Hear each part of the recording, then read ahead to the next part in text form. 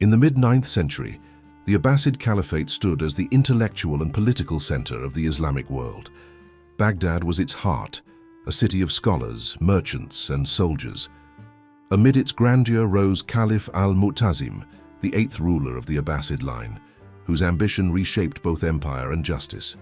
Born in Samarra, Al-Mutazim was the son of Caliph Harun al-Rashid and a Turkic concubine.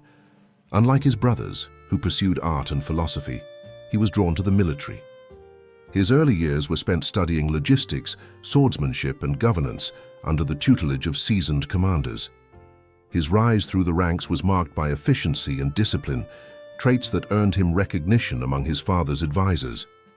When his half-brother Al-Ma'mun ascended the throne, Al-Mutazim remained loyal. He commanded troops in Egypt and Persia, quelling revolts that threatened the stability of the caliphate. His reputation grew as a man of order rather than eloquence. When Al-Ma'mun died without a direct heir, the Council of Viziers chose Al-Mutazim as his successor in 833 CE. Upon his accession, Al-Mutazim shifted the capital from Baghdad to Samarra to reduce the influence of old Persian elites. He reorganized the army, replacing tribal factions with disciplined Turkic slave soldiers known as ghilman. These forces became the backbone of his rule, loyal only to the caliph himself. This military reform ensured security, but also began the slow centralization of power in the hands of the palace. His reign emphasized construction, military expansion, and bureaucratic efficiency. Samarra became a city of vast palaces, mosques, and barracks. The Great Mosque of Samarra, with its spiral minaret, was commissioned under his order, symbolizing the unity of divine order and earthly authority. Yet beneath the surface of this architectural brilliance lay the seeds of authoritarian control. Al-Mu'tazim's administration introduced a structured intelligence network. Spies reported directly to the caliph, monitoring officials and citizens alike. Corruption was met with severe punishment, and dissent was interpreted as treason. The court's judiciary operated under strict scrutiny, ensuring that the caliph's decrees were executed without question. His rule coincided with increasing political unrest in the outer provinces. Governors in Khorasan, Armenia, and Syria often withheld taxes or maintained private armies. To counter this, Al-Mutazim enforced central authority through deterrence. Public trials of disloyal officials were conducted, followed by visible punishments to reinforce state power. Religiously, Al-Mutazim continued the rationalist doctrine of the Mu'tazilites, inherited from his brother Al-Ma'mun. This doctrine emphasized reason over tradition, causing friction with traditionalist scholars. To maintain ideological uniformity, he appointed inquisitors tasked with investigating heresy. The institution of the Mihna, or Inquisition, continued under his reign, but was applied with greater organization and secrecy. Baghdad, although no longer the capital, remained the economic engine of the caliphate. Trade with Byzantium, India, and China flourished under his taxation policies. The caliph maintained a standing navy in the Tigris and Euphrates regions, securing river routes and ports. Wealth from commerce funded both military expansion and the construction of prisons that served administrative and judicial functions. In his court, knowledge and science coexisted with surveillance and control. Scholars translated Greek and Persian manuscripts under state patronage. Physicians, engineers, and mathematicians thrived, but only within the limits set by the caliph's approval. Freedom of expression was curtailed when it challenged the state's authority or the caliph's legitimacy. Al-Mutazim's foreign campaigns further expanded Abbasid dominance. In 838 CE, he led the successful capture of Amorium from the Byzantines, one of their key strongholds. The campaign demonstrated his logistical precision and military planning. Victory parades in Samarra reinforced his image as a warrior caliph chosen by divine favor. However, maintaining such an empire required rigid discipline. The caliph introduced new administrative offices to regulate taxation, prison management, and internal security. The Diwan al-Barid, originally a postal system, evolved into a surveillance apparatus, reporting subversive activities directly to the palace. Arrests became swifter, and interrogations more methodical. The caliph's approach to governance emphasized deterrence through fear. He believed stability depended on visible consequences for disobedience. The prisons of Samarra and Baghdad were reorganized into levels: cells for petty criminals, chambers for political dissidents, and restricted areas for those accused of blasphemy or betrayal. Officials who betrayed their duties were publicly humiliated before execution.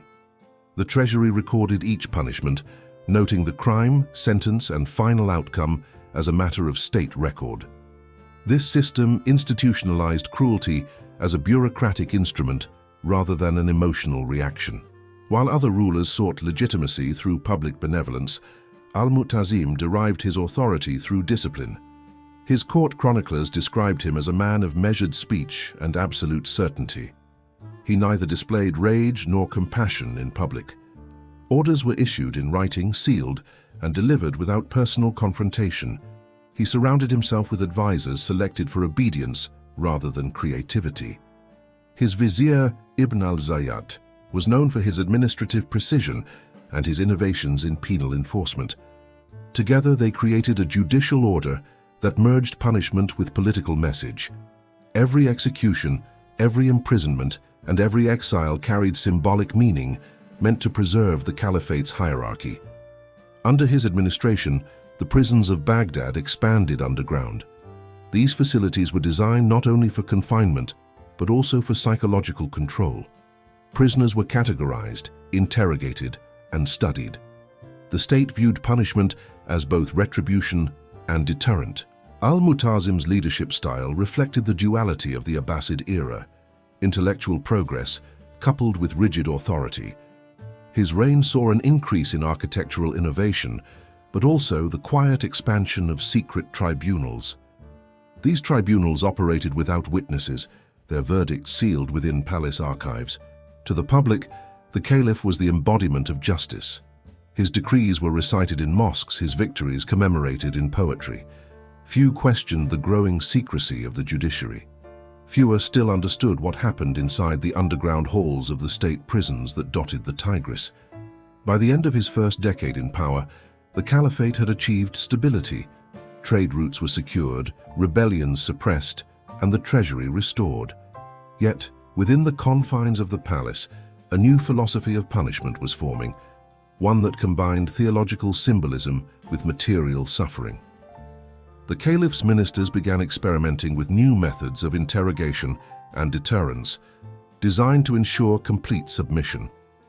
These methods were recorded in restricted legal manuscripts under the heading Hudud al-Khasa, or Punishments of the Chosen. It was within these hidden pages that the concept of the pit of glass first appeared. Though not yet employed during this period, the idea represented the culmination of Al-Mutazim's vision of control, a punishment that left no body untouched and no soul unmarked. The Caliph's administration viewed it as an ultimate reflection of divine justice, where betrayal of the state equaled betrayal of faith. As the empire expanded and internal dissent simmered, Al-Mu'tazim's reliance on such philosophies deepened. He continued to rule with confidence, convinced that fear, when properly institutionalized, could sustain an empire longer than loyalty or love. By the year 840 CE, the judicial system of Caliph Al-Mu'tazim had reached full administrative maturity. The empire's prisons were no longer crude holding cells, but structured facilities managed by appointed officials, record keepers, and interrogators. The central facility beneath the city of Baghdad, known as Dar al-Adl al-Sirri, or the House of Secret Justice, functioned under direct authority from the Caliph's vizier, Ibn al-Zayyat. The design of this underground complex reflected the empire's philosophy of order through precision. Passages were narrow, lit only by oil lamps embedded in recesses along the walls. Chambers were constructed in descending levels, with the lowest reserved for traitors, spies, and blasphemers. These areas were restricted even from most guards, with access granted only to senior inquisitors. Records indicate that this was where the first pit of glass was constructed. Its existence was not publicly acknowledged, but referenced in administrative reports coded as Level 9 Detainment. The design was attributed to engineers who specialized in architectural punishment, craftsmen who applied geometric principles to confinement and pain. The pit itself measured roughly 3 meters in diameter and 2 meters deep. Its base and sides were lined with thousands of polished glass shards set into hardened plaster. These fragments were not crude pieces, but carefully selected from broken vessels and imported crystal, chosen for their sharpness and durability. The construction process was meticulous, ensuring every surface could cut upon contact. The function of the pit was both punitive and investigative. Prisoners accused of treason or sacrilege were stripped of garments and lowered into it by ropes. The glass inflicted countless shallow wounds, causing prolonged suffering rather than instant death. The Caliph's officials described this method as a form of purification, allowing truth to emerge through pain. Quick reminder: if you are enjoying, do like the video and subscribe the channel for upcoming historical content. In the bureaucracy of the Abbasid penal system, each prisoner's condition was documented in precise language. Interrogation reports contained measurements of blood loss, time of endurance, and recorded confessions. Physicians under state employment were tasked with prolonging survival to ensure maximum informational extraction. The Caliph's vizier, Ibn al-Zayyat, oversaw these procedures personally. He viewed them as essential to maintaining stability. The empire, spanning thousands of miles and multiple languages, could not afford ideological rebellion.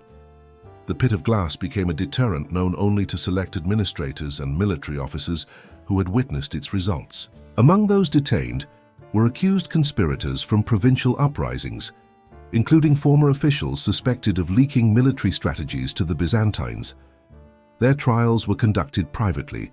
Confessions obtained under duress were preserved in the archives of Samarra and cited in later decrees to justify executions.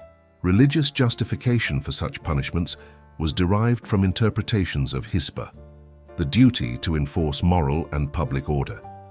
Scholars aligned with the Mutazilite doctrine argued that divine justice could manifest through human institutions. To them, the pain of the body reflected the cleansing of the soul from corruption. However, not all scholars agreed. Quiet dissent arose from jurists in Basra and Kufa who questioned the theological validity of such cruelty. Their objections were noted but suppressed. The Caliph valued unity of doctrine over debate, and religious opposition to his methods was treated as sedition. The interrogators, known as mufatishun, operated under strict administrative codes. Each stage of questioning was timed, recorded, and reviewed. Confessions were valid only if signed by 3 witnesses and confirmed by the physician on duty. These rules gave the process an appearance of legality, even when the methods violated moral boundaries.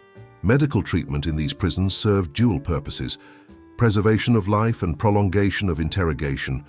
Physicians cauterized wounds with heated iron, stitched torn flesh, and administered herbal tonics to restore minimal strength. This ensured that prisoners survived long enough to provide full confessions or information about accomplices. The Caliph himself did not attend these procedures, but received detailed reports written in formulaic prose.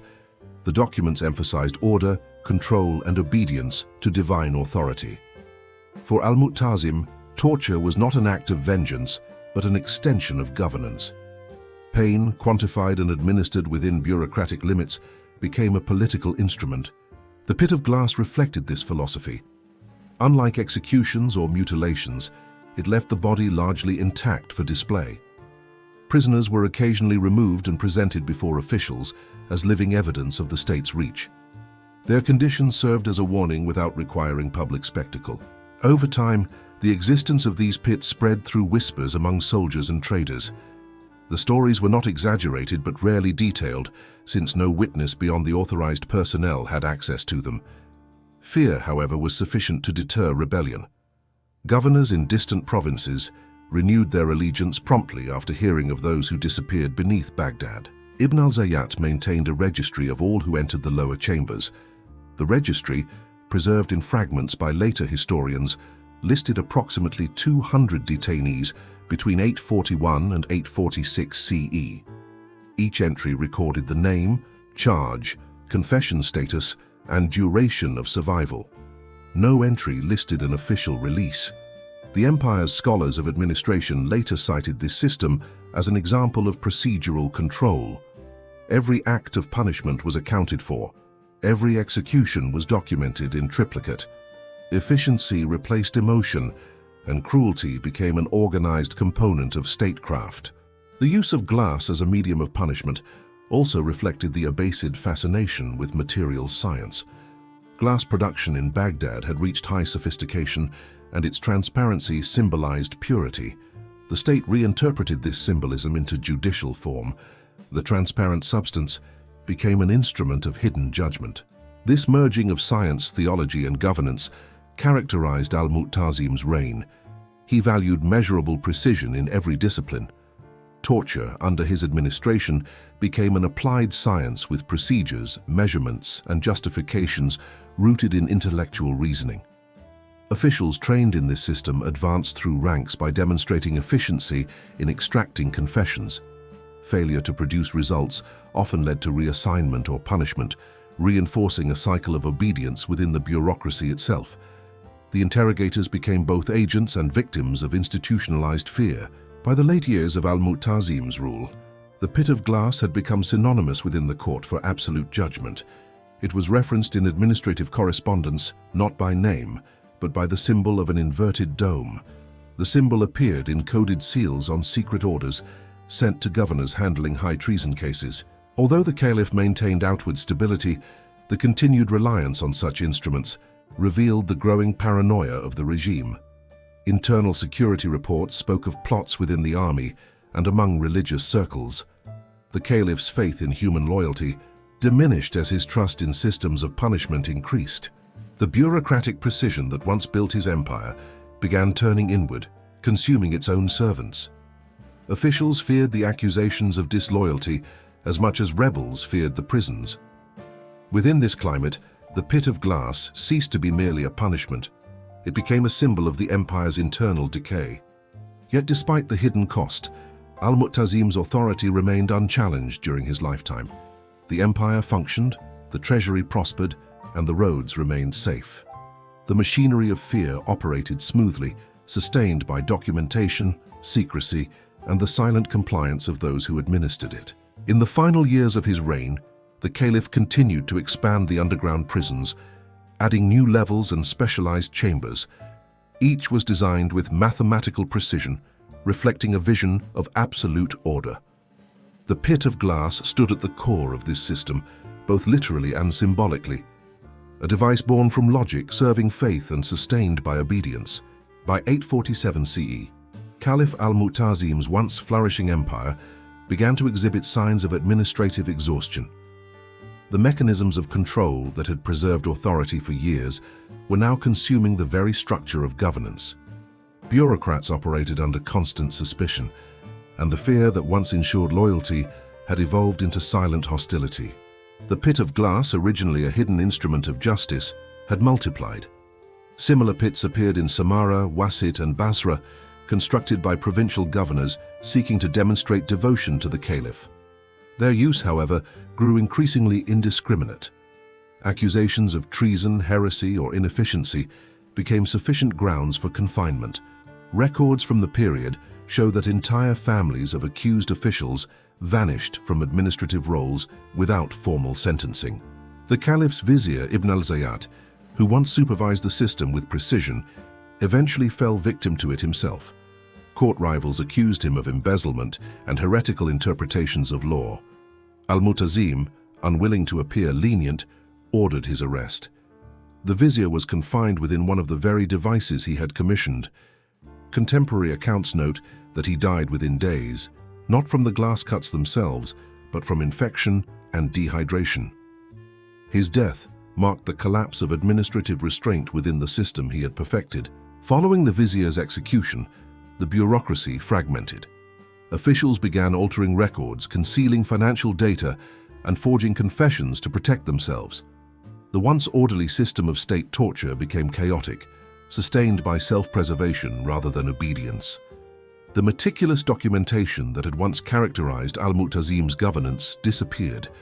The Caliph, increasingly isolated in Samarra, relied on military commanders for reports. His once loyal Turkic soldiers had grown powerful, controlling the flow of information to the throne. Many of them viewed the pit of glass as an outdated symbol of civilian dominance. To them, the empire's strength now rested on arms, not on instruments of judicial fear. As the caliph's health declined, so did his authority. The final decrees issued in his name were signed by intermediaries and sealed without his review. The prisons continued to operate, but without oversight. Innocent merchants, scholars, and bureaucrats were detained by local governors who invoked the caliph's name to legitimize their personal vendettas. When Al-Mutazim died in 842 CE, his death later backdated in official records to preserve the illusion of continuity. His successors inherited both an empire of wealth and a culture of secrecy. The underground chambers of Baghdad were sealed temporarily, their records absorbed into archives that few dared to open. The pit of glass faded from state policy, but remained in whispered memory as a warning from an age when control replaced justice. Historians of later centuries described his reign with respect and caution. They acknowledged his administrative brilliance and military success, but noted the transformation of law into an instrument of fear. The pit of glass survived not in architecture, but in principle, a reminder that the pursuit of absolute order, when untempered by mercy, can destroy the very empire it seeks to preserve.